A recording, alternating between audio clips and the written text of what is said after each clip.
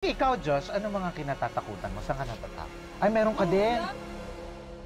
Sige po. Siguro marami naman ako na-experience.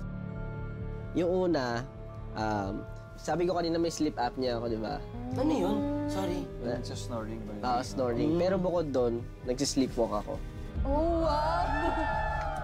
Gano'ng kalala?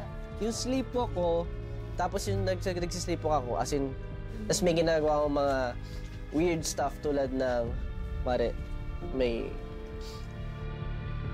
yung sa socket, yung mga extension cord. Oh. Ginagawa ko.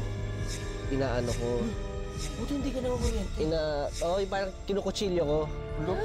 Tapos, bilang gigisingin ako ng kusino, gano'n, tapos titignan ko lang. Tapos, babalik ulit ako sa tulog.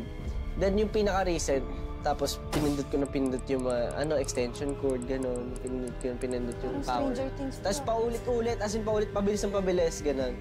After noon, balik ulit ako sa tulog. Pero yung pinakamalala, yung naglalakad na ako ng pababa na hagdan. Tapos, after nun, nag-toothbrush ako for no reason. Tapos hindi ko alam, nagising na lang ako, kalagitnaan ako, nasa CR na ako. Sabi ko, ba't nandito ako? Tapos ayun, hanggang sa nadadala ko siya, hanggang sa pagtanda ko, na hindi ko pa rin alam yung reason bakit.